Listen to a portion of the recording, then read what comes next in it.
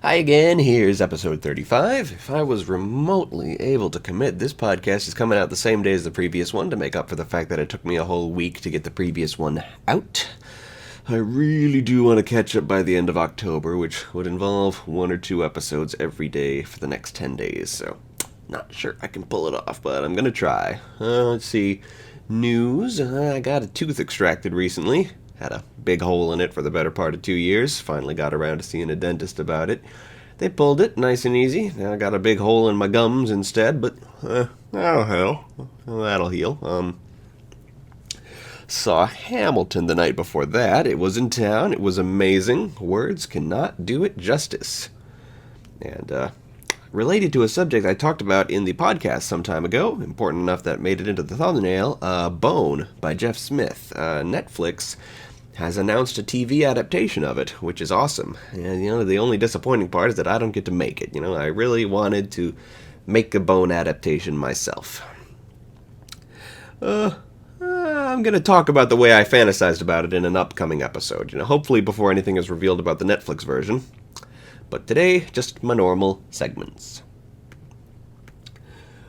We start naturally with the fanfiction segment. We're reading the second half of Love and War, Book 3 of the three-way crossover saga. I enjoyed the first half. Let's dive right into it. Chapter 12, The Pit, is narrated by Jasper. He is at the bottom of a 700 feet deep, flawless, circular pit. Basically, the only prison that can hold a vampire. Jasper has some banter with Jewel, both of them refusing to give any information.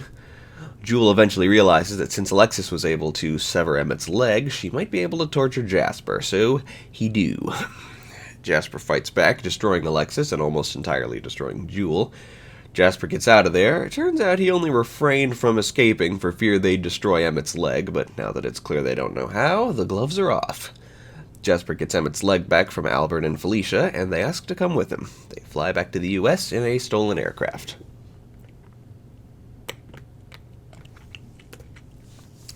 Chapter 13, Allies and PDA, narrated by Bella. Bella is training Link in fighting vampires. She knows he doesn't have a chance, but figures it'll help his confidence, so I guess I retconned how well he did earlier in the saga. Stefan and Vladimir of the Romanian Coven show up. They've set up shop in Denali, since Forks has become a known hotspot of monster activity. Jasper arrives, and Alice and Jasper make out, hence the PDA of the chapter title, and Felicia and Albert joined forces with everybody. This was a really boring chapter. Let's go on. Chapter 14, Realizations, narrated by Iggy. Nudge has forgiven Aaron for his incredibly tasteless joke earlier, and they're together, and Iggy is out of sight, spying on them because he's not quite sure they should still be together. Aaron begins excessive unwanted tickling that quickly starts to veer into sexual assault, so Iggy rushes out and rescues her. Nudge is immensely relieved, never wants to see Aaron again. They go home safely, and Nudge passionately kisses Iggy. Nudge and Iggy were a popular fanfic pairing at the time, maybe still are, I don't know. I know that canonically, Iggy ends up with Max's sister Ella, and Nudge, as far as I can recall, never shows any romantic interest in anyone, but I went with the popular fanfic pairing of 14-year-old Iggy and 11-year-old Nudge. I probably was old enough that I should have known better, but I didn't.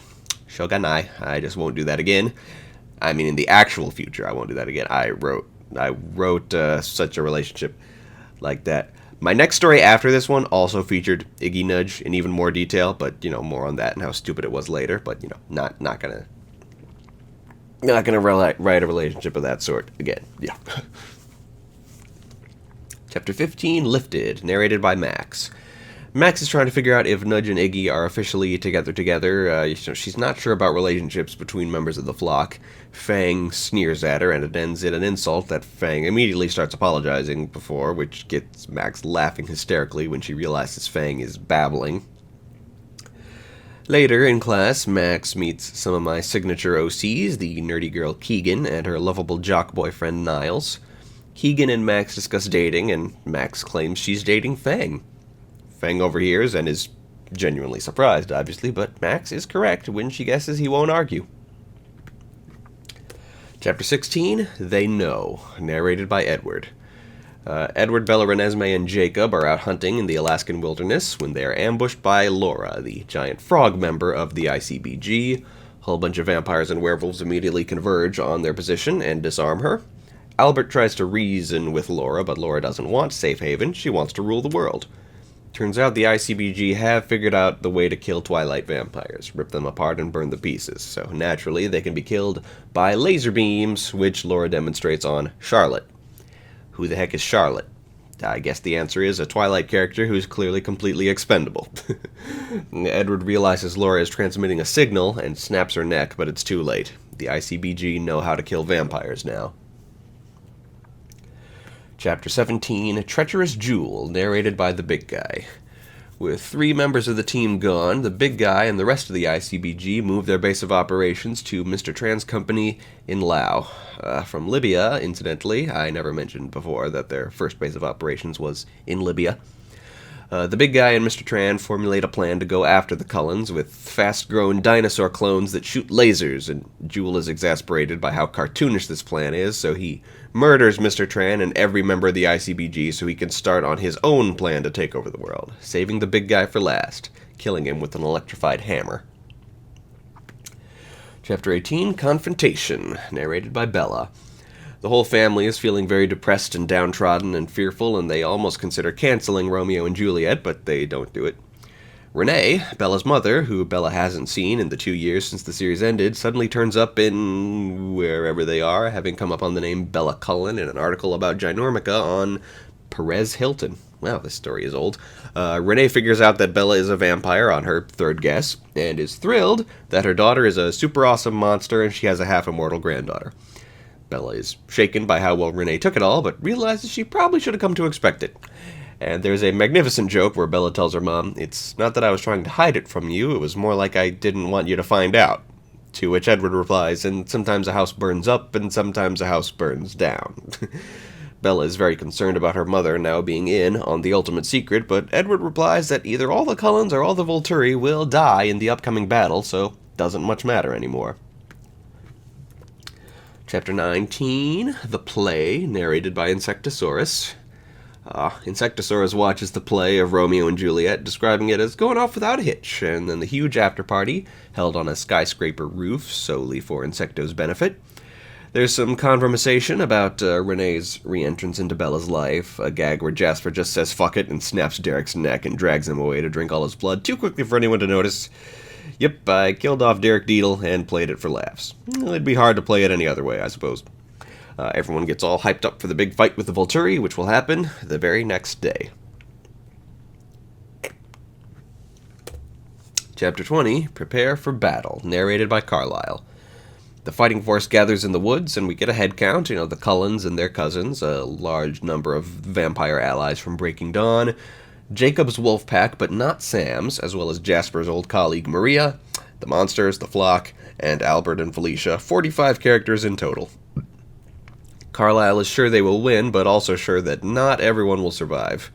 The plan has all the vampires and werewolves packed together in the middle of a clearing, counting on the Volturi think they have them outflanked, while the Maximum Ride Monsters vs. Aliens and original characters will descend after that. Yeah, not a great plan. The Volturi arrive, and the battle begins. Chapter 21, Love and War. Hey, the title of the chapter is the same as the title of the story. That's crazy. Narrated by Felicia. Okay, just like I've previously narrated a fight scene from the blind character's perspective, this time I'm going from the perspective of the deaf character, which sounds like a slightly less fascinating read. Let's go. Okay, ultimately, the battle goes pretty well. I'm not going to summarize fight choreography for you. If you're interested, you can read the fic. Comment below if you don't know where to find it. Anyway, there are a few casualties on the good guys' side. 2 of the vampires from the Amazon rainforest, as well as Tanya of the Denali clan. Nobody an actual Twilight fan would miss, that Carlisle captures the 2 wives of the Volturi's leadership and holds them hostage, so Aro surrenders. Carlisle's terms include crowning Edward the new king of all vampire kind, and the 5 members of the Central Volturi Coven, the only survivors of their side of the battle, go off on their own way. Chapter 22, Judgment, narrated by Jewel. Jewel finds himself in an extra-dimensional place called the Cocoon, tested and toyed with by a red-skinned, angel-like being named Fallen. Having observed him for about a week, Fallen decides that he cannot tolerate the existence of any beings on Earth not from nature. Fallen dissolves Jewel in a vat of acid, and Jewel's final thoughts are that the world has become a difficult world to live in if you're an unnatural creature. To be continued in Book 4, entitled Fallen. I'm satisfied. Love and war, not a cringy story. Let's move on.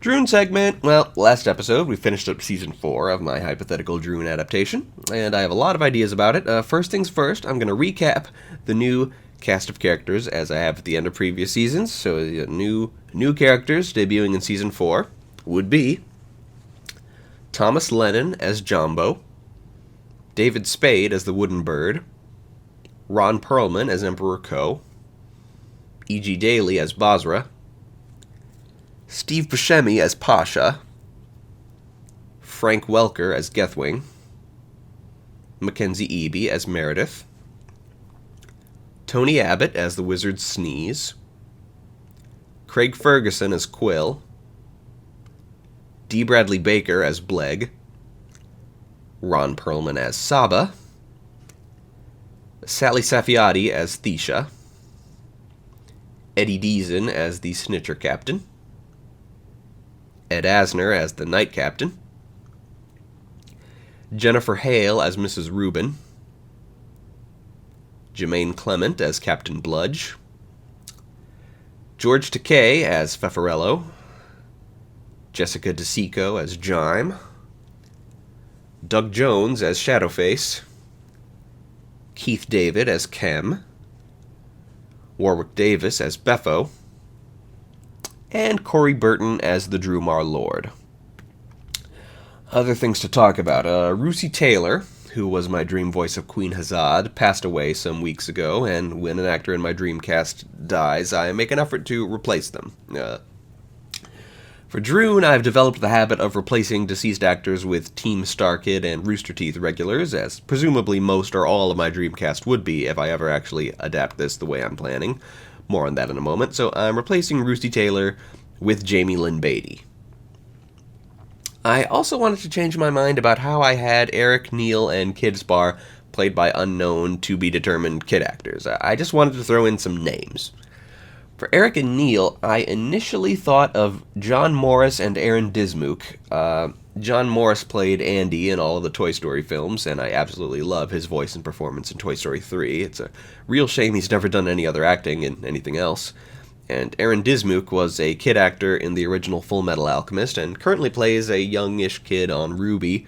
Ultimately, I decided that grown men playing Eric and Neal just wouldn't sound right, so for Eric, I'm going with Elizabeth Maxwell, an anime actress who's a favorite of Rooster Teeth, and for Neal, going back to my first choice, Brittany Karbowski. We'll see if that works. We'll try. And for Kid Spar and Galen Nobeard, I'm going to go with Aramy, who you know, she's precious, been commentating on stuff. Right now, she's a bit younger than these characters, but she won't be for very long. If I ever get this thing greenlit, she'll be, older, well-suited for the role. According to Wikipedia, Nickelodeon has been considering making a TV adaptation of Droon, but the article has said that for years and years now. I highly doubt it's ever going to happen.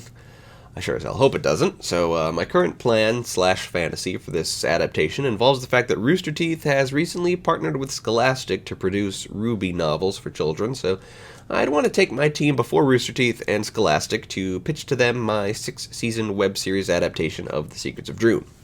I'm thinking cel-shaded CGI like Ruby or Genlock, but without the anime aesthetic. Something more Western. Today is the beginning of a new batch of Keys and Kingdoms movies. We're starting with Basil of Baker Street, which is not the real title of the movie, but it's what I call it because The Great Mouse Detective is a stupid-ass title. I'm sure the directors who resisted the executive-mandated title change would agree with me. Those directors are John Musker and Ron Clements, making their feature directorial debut. They'd create some of the best films of the Renaissance and the most traditional films of the Revival. And, two other directors, but I don't care about them. Disney logo. We open in London in 1897. This is a Mouse World movie, so maybe Mishka inspirations. In the Mouse World, a toy maker called Hiram Flaversham, played by Alan Young, shows off a new toy to his little birthday girl, Olivia. but we have only a moment to enjoy it before the house is broken into by a peg-legged bat named Fidget, played by Candy Candido in his largest and final Disney role. Olivia hides, and Hiram is kidnapped. Cue a bizarrely cheerful-sounding opening credit sequence. Our narrator is a Dr. Dawson, clearly our Mouse Watson in this Sherlock Holmes pastiche, played by Val Betton. He's back from a tour of duty and looking for an apartment when he comes upon a sobbing Olivia hiding in a boot. She's gotten lost looking for Basil of Baker Street, a detective she read about in the newspapers. He helps her find her way to Baker Street, where we see Sherlock Holmes himself practicing the violin, as he does, while in the mouse hole below we find Dawson and Olivia knocking at Basil's door, greeted by his housekeeper. Soon Basil himself returns, played by Barry Ingham, and he's as sharp and eccentric as you'd expect of a guy who lives his life to emulate Sherlock Holmes in every possible fashion. Minus the recreational cocaine use, I assume. Basil is uninterested in taking Olivia's case until he learns the kidnapping was done by a peg-legged bat, knowing him to be a minion of his own nemesis, nefarious crime lord Professor Ratigan. And so we meet Ratigan, played by none other than the legendary Vincent Price. It goes without saying that Price is the highlight of the film. Ratigan's animators managed to keep up with Price's deliciously evil performance, and this appears to be the birth of the tradition of fabulously queer villains that would last through Disney's Renaissance. I'd remark on the unfortunate implications, but by all appearances the queer community has wholeheartedly embraced the Disney villain culture, so perhaps no harm was done. We learn that Ratigan is forcing Hiram to build a robot of some sort under threat of harming Olivia. Ratigan gives Fidget a macabre to-do list of things to steal and has a big dance party with his henchmen. When it comes to Fidget, him finally having a big role like this made me realize that Candido isn't a very good actor. He's very monotone, but his voice is just so incredibly weird that you don't really notice. Ratigan's henchmen are mostly mice, but there's one lizard for some reason. Chippendale Rescue Rangers did something similar with the occasional lizard among groups of henchmen that mostly consist of mice. I figure there's got to be some sort of lizard equivalent to Mishkas in that case, since I'm so accustomed to that imagery. Lizards and bats, too. Or maybe Fidget's just a regular bat, not a Mishka kind of bat. He is smaller than a mouse, which most bats are not. So, dance party, big villain song, a Disney villain song sung by Vincent Price. What more could you want? The dastardly villains are having a good time partying until one drunkard among the henchmen makes the mistake of calling Ratigan a rat. He doesn't like that. He insists he's a big mouse. There's some debate in the fandom about that. I'm going to vote that, yeah, Ratigan is a rat. He's twice as tall as his mouse followers, and his character model consistently has 5 fingers instead of 4 like every other character. Anyway, we learn that when someone upsets Ratigan, he rings a little bell to summon his pet cat Felicia, who comes to eat that poor individual. The musical number proceeds. Back to Basil, he puzzles and puzzles over the case until Fidget turns up at his window to kidnap Olivia. Fidget flees when he's spotted, and Basil prepares to track him down. There's a scene of Holmes and Watson talking to each other, made up of archive audio of one of Basil Rathbone's performances in the role. They start tracking Fidget with the help of Holmes's hound, Toby. Fidget is at a human toy shop, stealing mouse-sized Beefeater uniforms from some toy soldiers. The heroes catch up to him, and I do love the action set pieces of this film, really great Mouse World stuff. As I've said before, Mishkas aren't that tiny, so I won't quite be able to replicate that feel for K&K, but it's certainly fun to watch.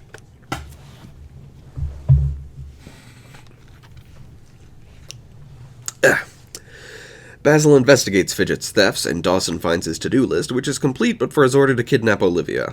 A bunch of wind-up toys are activated in a sequence that reminds me very much of Pinocchio, and there's even a bubble-blowing Dumbo toy. Nice touch. Fidget uses this diversion to take Olivia. Big toy store action sequence, it's fantastic. Basil is enraged at Fidget's escape, but realizes he should have had a different emotional reaction to Olivia's kidnapping when he sees how downtrodden Dawson is. They head back to Basil's flat to analyze Fidget's to-do list, as Olivia is brought before Hiram to prove that Ratigan can hurt her if he so chooses. Ratigan is displeased to hear from Fidget that Basil is on the case, but decides he might as well take the opportunity to rid himself of Basil forever when he turns up. By analyzing the to-do list, Basil determines where Fidget has been drinking. Very nice Sherlockian stuff. So they head to that particular pub dressed as shady characters. The entertainment is a tiny tap-dancing octopus. That's an interesting creature you don't see often in Mouse World stories. Basil asks after Ratigan, and the waitress claims quite suspiciously to have never heard of him. And here Miss Kitty shows up. Despite the name, she's a mouse. She's our fan service for the evening. People seem to recall having sexual awakenings to this scene, but I don't know. I don't see it. She's not that hot. Less so than Gadget from Rescue Rangers. I guess after she does the striptease part, she's not bad, but still, not especially appealing, even for a mouse. The waitress returns with Basil and Dawson's beers, which Basil immediately realizes have been drugged by Radigan's associates. As Dawson gets super drunk from the drugged drink and starts dancing on stage with Miss Kitty and accidentally starts a brawl, Basil sees Fidget walk in. Under cover of the brawl, Basil and Dawson pursue Fidget into the sewers to Radigan's secret lair. Radigan was expecting them and ties them to a mousetrap. Radigan had trouble deciding how to kill Basil, so he sets up 4 death traps to hit him all at once: a revolver, a crossbow, an axe, and an anvil. James Bond death traps that the villain doesn't bother to witness. That's a good detail. The death trap is rigged to a record player playing the film's signature song, Goodbye So Soon. I love this song, and I only recently realized that Vincent Price is the one singing it, and only on this viewing did I realize it's supposed to actually be Radigan singing, as he mentions he recorded the song himself. We learn Radigan's plan. The Mouse Queen is speaking at Buckingham Palace, and Radigan will replace her with a robot double of Hiram's creation, who I assume will name Radigan heir to the throne. That's a wacky scheme if ever I heard one, especially since the double isn't very convincing. She's very obviously Clockwork, but whatever, it's a cartoon and it's funny. Basil seems willing to accept death at this point, but Dawson gives him a pep talk that gives him the idea to do some math to set off the trap prematurely, enacting a sequence of events that would not have been remotely mathematically predictable if this wasn't a cartoon. Gotta love taking advantage of the medium. So the Robo-Queen presents Radigan as her new royal consort, leading Radigan to recite a long list of new demands on England's mice. The 3 heroes rescue the real queen, and Basil takes over from Hiram, operating the robot and getting it to start insulting Radigan. The crowd turns on Radigan and his men, and Radigan escapes with Olivia in his airship. Basil follows in an improvised airship of his own. Easier things to invent if you happen to be a mouse, I'm sure, because, small things float easier. The chase leads to Big Ben. Is Big Ben the tower or the clock? I forget. It's one, but definitely not the other. But I don't know which. Inside the clock, we get some amazing visuals of its inner mechanisms, accompanied by hand-rotoscoping CGI clockwork. Did I say accompanied? I meant accomplished. Accomplished by hand-rotoscoping CGI clockwork. And here Radigan has his legendary nervous breakdown, swiftly turning from the dapper gentleman he's been for most of the film to the psychotic savage beast that's been visibly threatening to break through the facade all the while. Basil rescues Olivia and returns her to her father and Dawson, only for Radigan to start beating him up mercilessly. Basil is wounded, but Radigan ultimately succumbs to the classic Disney villain death, falling from a great height. For good measure, his own hubris is responsible for the fall. In our denouement, Dawson and Basil are to be honored by the Queen, and the Flavershams go off on their own journey. Dawson is about to go off on his own way as well, but Basil invites him to join him as his partner, and Dawson agrees. A mouse woman comes to the door with a case of her own, and the duo take it. The credits roll. It took 10 writers to write this movie. Weird enough that there were 4 directors. What the heck? Let's see what else we can learn from the credits. Once the crawl starts, they start playing Goodbye So Soon. That's funny. Both Wayne Allwine and Tony Anselmo were among the voices of Radigan's thugs, one of Wayne's few non-Mickey roles, and probably Tony's one and only non-Donald appearance. I heard Candy Candido among the bar toughs too, but he's not credited. Not that he needed to be. No duh, that was Candy Candido. It was basically having a second Fidget. I haven't yet attempted an impression of Candy Candido yet. That's because I'm not sure it can be done. But let's see, you just need to write a good line. Hey, I'm Candy Candido. Candy Candido. That Fidget. Yeah. Not sure how good that impression was. I'll have to play it back. It's basically if Harvey Fierstein was more so. I don't know. But, okay, wow. Oh, man, my eyes are actually watering from that impression. Oh, wow. Excuse me. Okay, I'm back. I've recovered from my Candy Candido impression. Yeah, I knew that would wipe me out. I think I'll stick to Harvey Fierstein, thank you very much. Okay, and now Flight of the Navigator, which I've never seen, barely heard of. When thinking about my collection, I keep getting it mixed up with The Rocketeer, which I've also never seen and barely heard of, but I can get them straight. Navigator is the one about a kid and a flying saucer, while The Rocketeer is the bronze-armored superhero guy.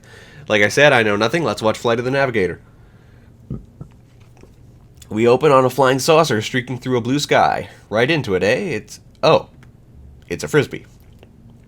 It's an actual frisbee, and a dog catches it, and the opening credits are a montage of dogs catching frisbees. I thought it looked suspiciously like a frisbee, but I didn't think they'd pull that misdirection. Nicely done.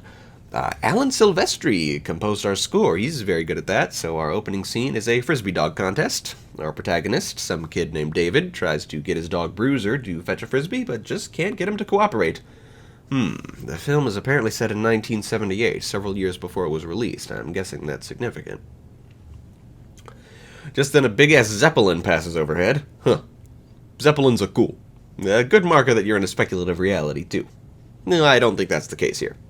Okay, let's see. Nonsense, slice of life, family drama, yada yada. I think it's the 4th of July. David's a peeper watching a girl named Jennifer through his telescope. And, okay, plot point. He's got to go meet his bratty little brother Jeff, who's walking a half-mile through the woods from his friend's house.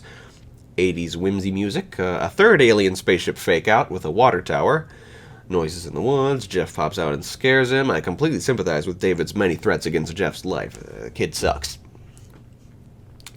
So, yes, I missed what happened. A Bruiser was barking at something. Looks like David took a tumble down a hill and hit his head. He gets home and finds an old woman he doesn't recognize answering the door.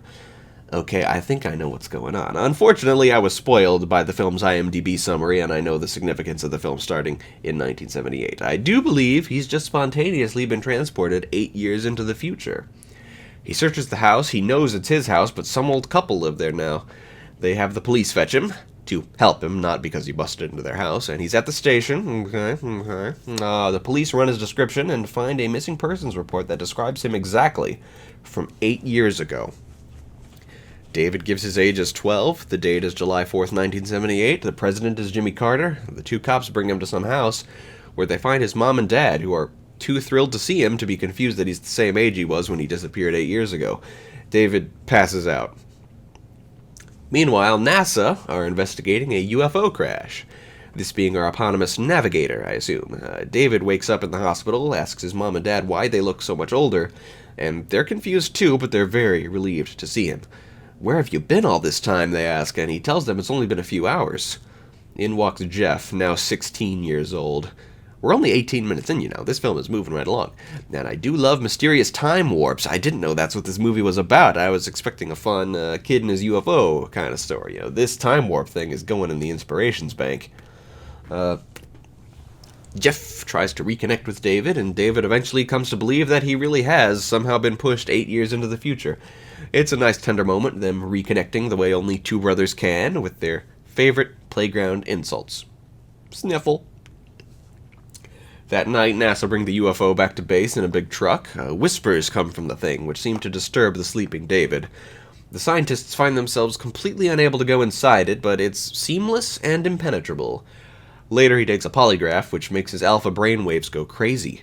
Ooh, I know something about that. I'm getting neural feedback at my therapist's office. His brain transmits a wireframe image of the Navigator and some alien script code. NASA get a printout of the thing, so they bring David in, tempting him and his family with the offer to find out what's been going on in the past 8 years. David is given a bed and a whole bunch of brand new 80s toys at the NASA base. The 80s did have good toys, even if they all had horrible cartoons. And he hears a voice whispering, Navigator. So is David the Navigator? I assumed the Navigator was the name of the alien ship. They give him a NASA hat, which is sort of his iconic item on all the posters. David watches TV and is weirded out by the 80s, as anyone from any other decade would be. One could say that about any decade, but safe to say it mostly applies to the 80s. David meets a NASA scientist named Carolyn and her robot assistant Ralph. Oh hey, Sarah Jessica Parker. And Corey Burton. I think this is Corey Burton's first appearance in my collection. Corey Burton is the king of all voice actors. Very brilliant guy. He's on the spectrum, or so he believes. I think he just assumes that. No diagnosis, but he learned voice acting from his obsession with old radio broadcasts. My mom always wanted me to write to him and tell him what an inspiration he is to me, but I don't know what I'd say. Yeah, I mean, my mom was like, oh, come on, it's Corey Burton. He's not Tom Cruise. And I'm like, if you watch cartoons, Corey Burton basically is Tom Cruise. Okay. So Carolyn tries to catch David up on the 80s, but he's just bewildered. He wants, he just wants a Big Mac and a Coke if those still exist. We cut back to Jeff just before David gets his one phone call, and Jeff has spent the past 8 years teaching Bruiser to be a proper frisbee dog. How wonderful. That's a beautiful touch. It's very touching. Okay, this next scene is really good. I'm going to relate the whole thing to you. So David is hooked up to some instruments, and the NASA guy asks him his name. David doesn't answer, but David Scott Freeman appears on the screen. David is then asked where he's been for the past 8 years, and he says he doesn't know, but on the screen appears the words, "in analysis mode on Phelan." And when asked what powered the craft he was traveling in, a bunch of alien script appears. This is a pretty awesome sci-fi flick. I wasn't expecting anything so great, so deep. For further investigation, the scientists conclude that David was taken to the planet Phelan in a faster-than-light craft. While it was only 4.4 hours for David, 8 years passed back on Earth. Light-speed theory. That's what would happen, so they say. And they ask him where Phelan is, and he doesn't know, but on the screen, an uncharted solar system pops up. David is sufficiently freaked out, and he flees. One of the scientists intones that they'll need him for more than the 48 hours they promised him and his family. I don't think Corey Burton is really Ralph. I think that's a completely synthetic voice. Just IMDb conjecture, he's uncredited. So yeah, I don't know. This might not be Corey Burton's first appearance in the collection. So discovering he'll be kept another week, David begs Carolyn to tell his family what's going on. The UFO continues to talk to David, urging him to use the Ralph robot to sneak his way there. Ralph brings David to where the UFO is being kept, to some super groovy and funky 80s Sith music, or whatever they said in the 80s. Groovy is more 60s, and funky, that's 70s. What did they say in the 80s? Radical? That doesn't sound very musical. Well, I'm getting off subject. David reaches the ship, and a staircase forms as if out of gray goo, and invites him in. He is invited to sit down, and they call him Navigator. Okay, he's the Navigator, not the ship. Okay. Fly to the Navigator. Got it. Okay. The ship tells him that he's been programmed with all kinds of knowledge and information, star charts and whatever. Anyway, security guards finally notice the staircase and they lock the place down. Surrounded by guys with guns, David seals himself in the ship, and at the ship's discretion, he escapes the facility very, very slowly. David requests to bring him 20 miles away so he can regroup and think, and the ship complies by going 20 miles straight upwards. Getting the knack for the ship, David kind of drives around a little. I'm wondering at this point if the ship's computer is our second build actor, Max, voiced by Paul Rubens.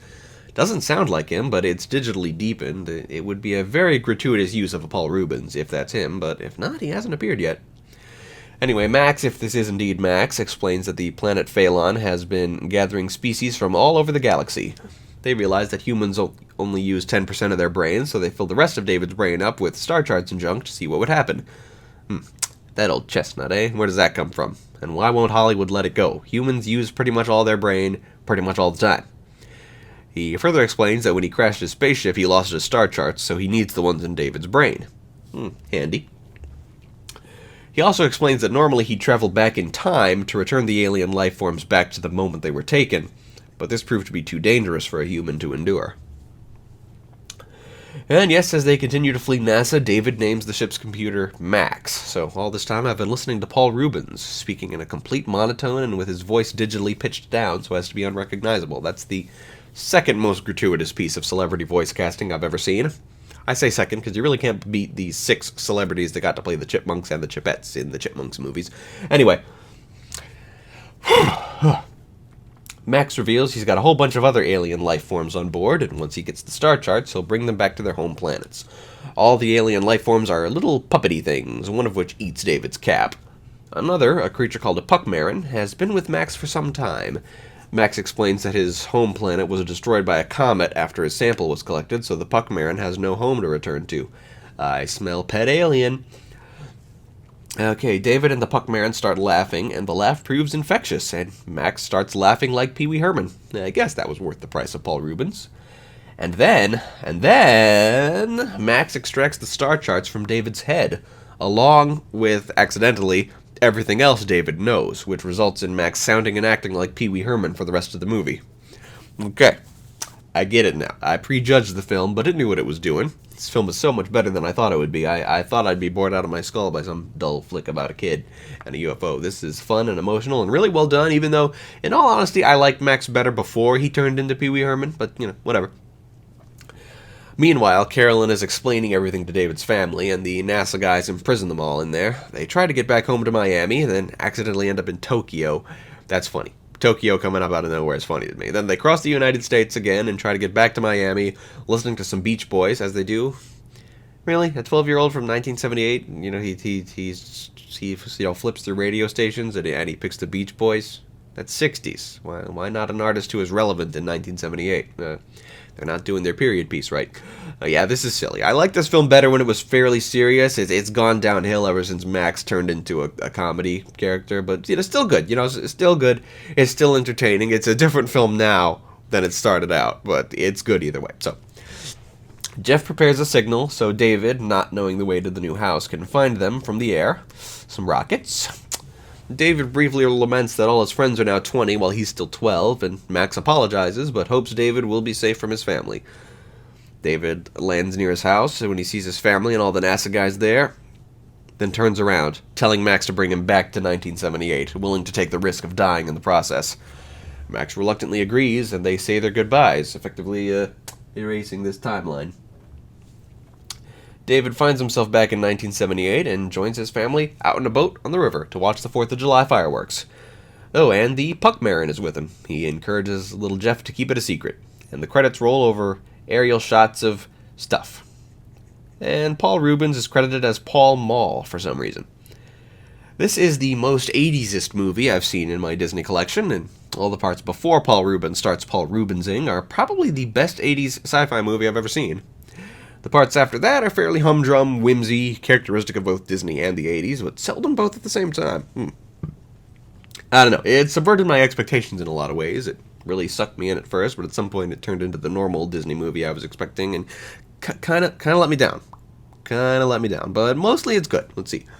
Keys and Kingdoms relevance. Well, there's a seamless silver shape-shifting spaceship. That's pretty awesome. And a very good alliteration just then. Alright, that's another episode in the bank. I do hope this, lasts forever.